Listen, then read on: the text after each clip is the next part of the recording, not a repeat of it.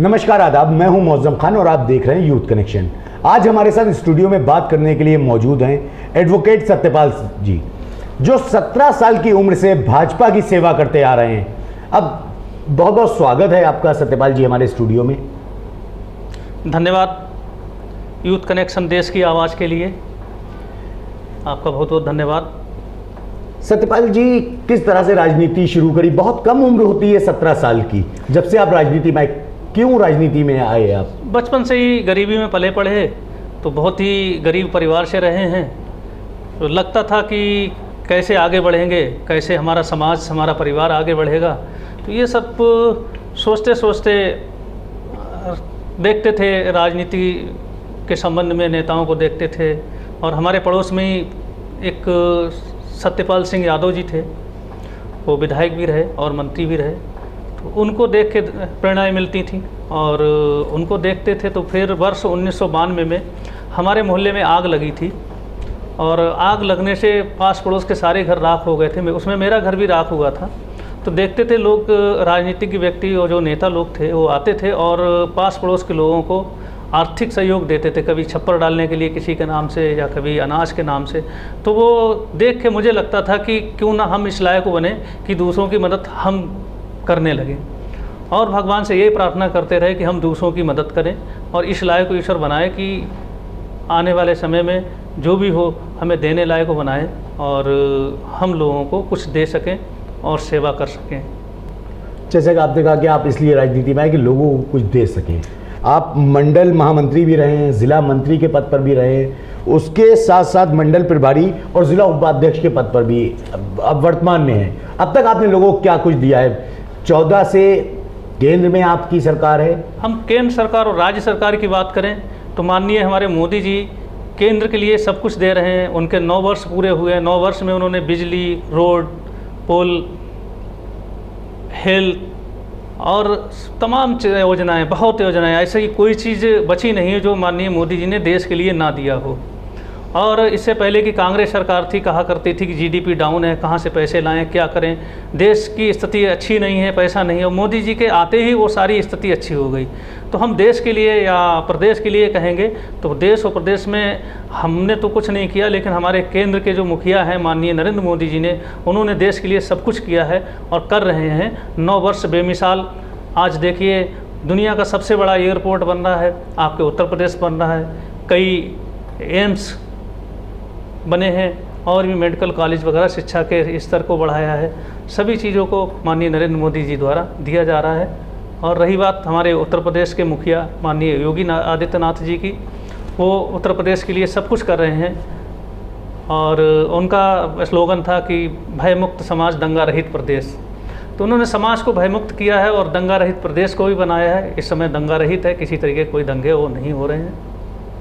आपने बात की मोदी सरकार की, मणिपुर में जो कुछ हुआ क्या उसे दंगा नहीं मानते हैं? जो कुछ दिन पहले अभी हरियाणा में हुआ, क्या ये दंगा की उसमें नहीं आता है? वो लोगों की सोची समझी प्लानिंग है। वो सरकार को बदनाम करना चाहते हैं, लेकिन सरकार जो भी दंगाई हैं, दंगा करते हैं, उन पर तुरंत कंट्रोल करती है और उनके ऊपर जो भी विधिक कार्रवाई होती है उसको किया जाता है। बात अगर मणिपुर की जाए तो 84 दिन तक तो लोगों के सामने सच ही नहीं आ पाया था कि क्या कुछ हुआ था वहाँ पर। सच कौन कहाँ पे बैठा है, क्या कर रहा है, इसके लिए सब संभव एकदम नहीं है।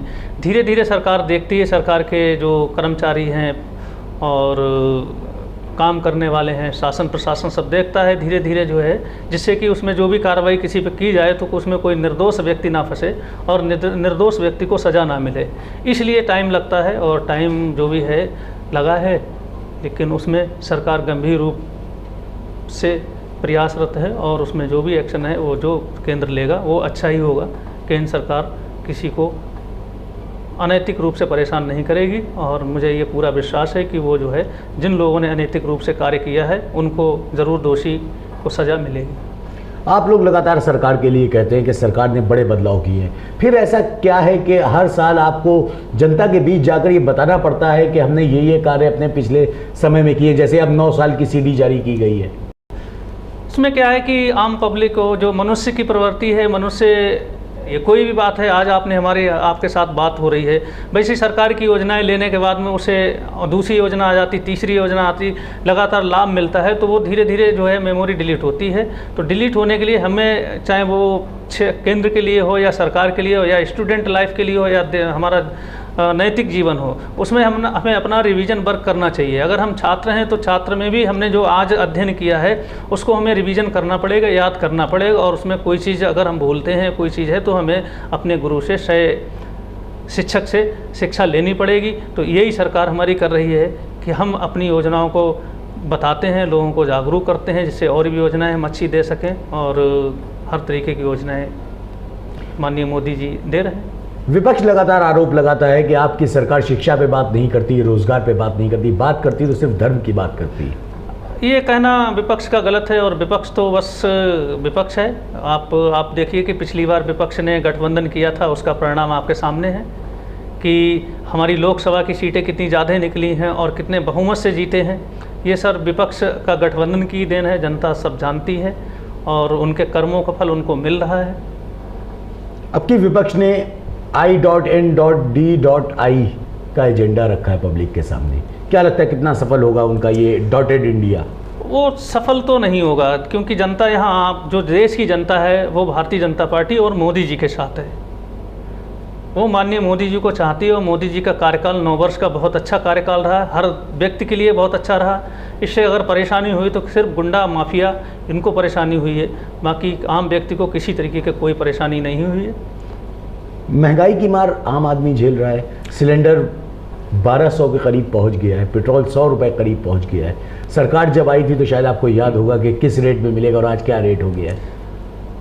देखिए, इसके लिए जैसा कि आपका कहना है कि महंगाई तो आपको लगता है महंगाई इतनी नहीं फैली, जैसे कि पहले माननीय मनमोहन जी की सरकार, कांग्रेस की सरकार थी, उसमें हर आदमी यही चिल्ला तक पेट्रोल का रेट पता नहीं कहाँ पहुँचे गया, त्राही कर रहा था, बहुत लोग परेशान थे।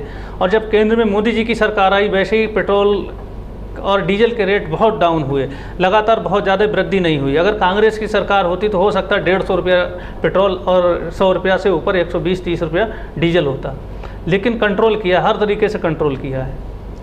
शाहजहांपुर की जनता में चर्चा चल रही, जैसे 2024 का लोकसभा चुनाव आ चुका है, शाहजहांपुर के लोगों में चर्चा है कि इस बार जो सांसद का चेहरा है वो एडवोकेट सत्यपाल होंगे।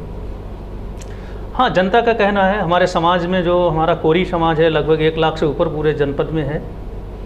हमारा कोरी समाज लगातार हमसे यही कह रहा है 15 वर्षों से किसी चुनाव को लड़ने के लिए, और हमने 2005 में नगर पंचायत अध्यक्ष पद के लिए कटरा से टिकट भारतीय जनता पार्टी से आवेदन किया था, लेकिन वो परिस्थितियाँ जैसी भी रहीं, हमको टिकट नहीं मिला, चुनाव हम नहीं लड़े, और इस बार हमारा चुनाव लड़ने का मन है। अगर चुनाव लड़ते हैं और जनता आप पर विश्वास दिखाती है और आपको जीत दिलाती है, तो क्या प्राथमिकताएं होंगी आपकी? प्राथमिकताएं होंगी जनता के लिए, यहाँ जनपद को ज़्यादा से ज़्यादा रोज़गार मिले। जो उद्योग आ रहे हैं, बहुत बड़े बड़े उद्योग आ रहे हैं। अभी हम एक यहाँ पर फैक्ट्री लाए हैं, राजश्री केमिकल फैक्ट्री, उनको ज़मीन मैंने उपकार कराई है और फैक्ट्री लगी है, बहुत लोगों को रोज़गार मिला है। तो ऐसे ही जो उद्योगपति मेरी संपर्क में है, मैंने कई कंपनियों में काम किया है, तो उसकी वजह से हमारे लोग संपर्क में हैं। तो उनको हम यही बढ़ावा देंगे कि आप बड़ा कोई रोज़गार करिए। कोई परचूनी की दुकान खोले हुए, उसके पास बहुत धन है, अथाह धन है, उसे खुद नहीं मालूम, बैंकों में जमा है, तो उसको यही अनुरोध करें कि वो बड़ा कोई उद्योग लगाए जिससे लोगों को रोज़गार मिले और आपका पैसा चलन में आए।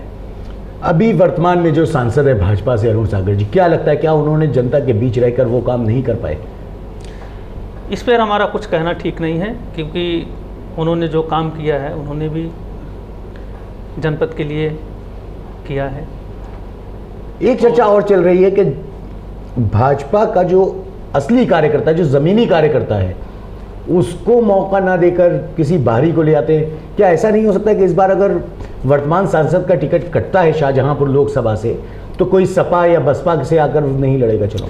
नहीं, ऐसा नहीं होगा। हमारे यहाँ संगठन में कोई ऐसा आदमी नहीं कि जो तुरंत आए तुरंत उसको शामिल कर लिया जाए। ऐसा हो चुका है। अभी शाहजहांपुर महानगर की बात की जाए, यही हुआ है। हम लोकसभा की बात कर रहे हैं। हमें लोकसभा में, केंद्र में हमारी सरकार बनेगी, तो सरकार बनने के लिए हमारा केंद्र, जिला, प्रदेश और केंद्र सोच समझ के डिसीजन लेगा और सोच समझ के टिकट देगा। जिस तरह से आपके टिकट की चर्चा चल रही, लोगों में ये भी चर्चा है कि विपक्ष के कई नेता भाजपा में शामिल होने को तैयार बैठे हैं। ये केंद्र और प्रदेश का मामला है। इस मुद्दे पर हम कोई ऐसी बात नहीं कहेंगे कि जो संगठन जिसको टिकट देगा उसको लड़ाया जाएगा। हम संगठन के कार्यकर्ता हैं, संगठन के साथ हैं। आपने उद्योगों की बात की, उसके अलावा जनपद में क्या कुछ विकास होगा अगर आपको जनता सांसद चुनती है शाहजहांपुर से?